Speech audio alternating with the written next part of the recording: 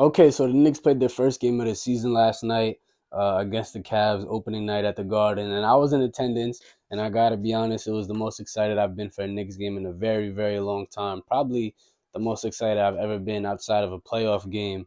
And honestly, you could just feel the energy from the very start. The game was really good. There was a moment in time where the Knicks blew it for a bit, and I'll definitely talk about that. But overall, the offense looked a lot quicker. The system that we ran was just so refreshing to watch.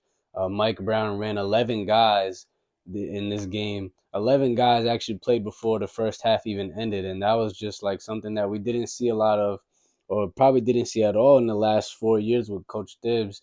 Um, and a lot of guys just stepped up, and like you could see that the guys on the bench were able to produce. They showed that they could play at this level and play in a high intensity game. I just want to give shout outs to specific guys that really showed up. I even have a guy that showed out so much so that I went and bought a jersey right after the game. So I'm gonna start off with him.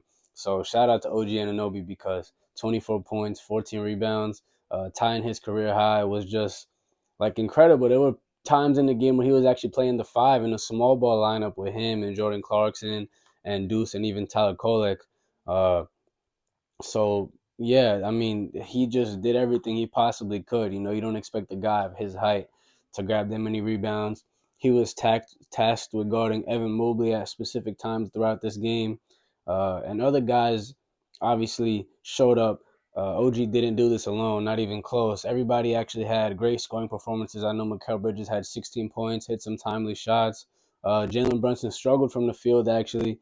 I believe he went 5 for 18 from the field, but even when Brunson struggles early, which he usually does every season, he struggles early on in the season, maybe a couple of games, just getting used to back into playing basketball again, or whatever it might be. Maybe it's a new coaching system, but he still got to the line a lot, took 13 free throws, and nobody could say that he was foul baiting because you could go back and look at each and every foul. He was getting fouled.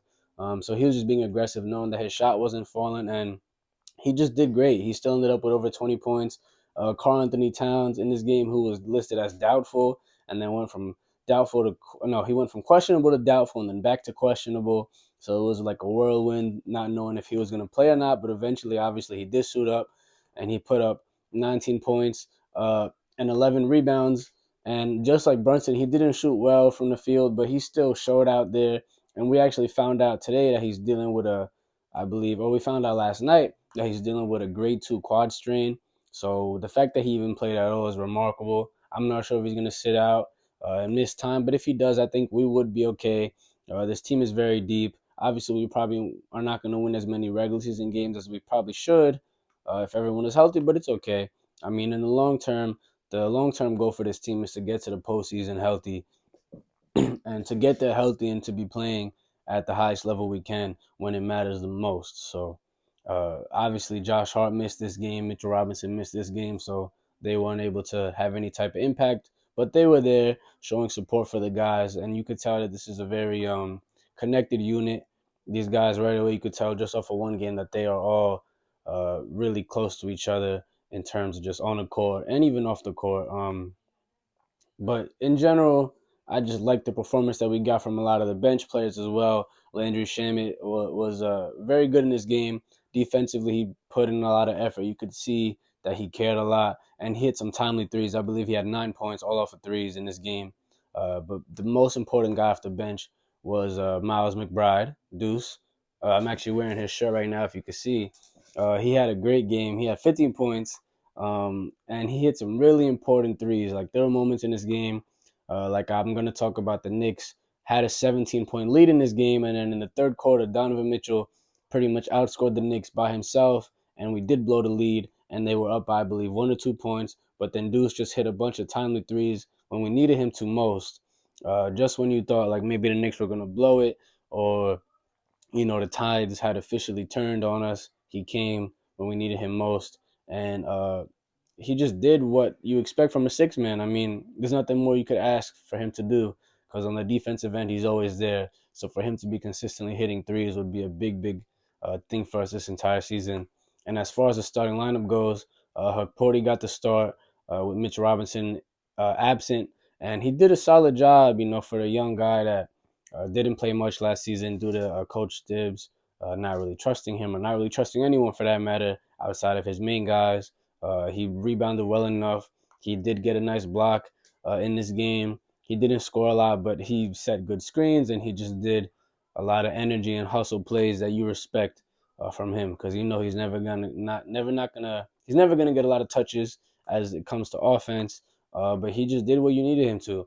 And everybody just the main point of this game is all around everybody did exactly what they needed to. Coaching did what it needed to.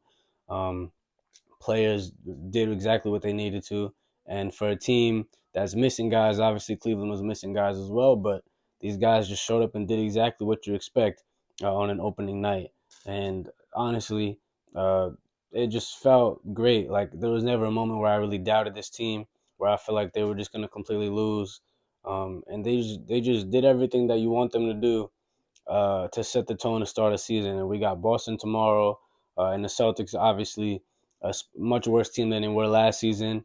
I don't know if Cat is going to play or not, but even if he doesn't, I still think we have a pretty solid chance to beat the Celtics tomorrow, considering they've gotten considerably worse. Plus, we have the depth, like I said, enough depth to, go into regular season games and be able to win it just off of principles alone, principles that Coach Brown is setting into this team. So I look forward to the game tomorrow. I wish I had my jersey with me right now to show it. I actually accidentally left my jersey at my friend's house. I'm actually about to go pick it up. So hopefully the next time I make a video, I'm gonna have this jersey on. So thank you for watching. Like, subscribe, please share with anyone that you think would be interested in hearing about Knicks basketball or the NBA in general. I'll be making videos on that as well. I should be talking about Cooper Flag's debut, but he didn't do much. But I still will go over some games outside of the Knicks. So this is not just a Knicks channel. However, it is more specific on Knicks basketball.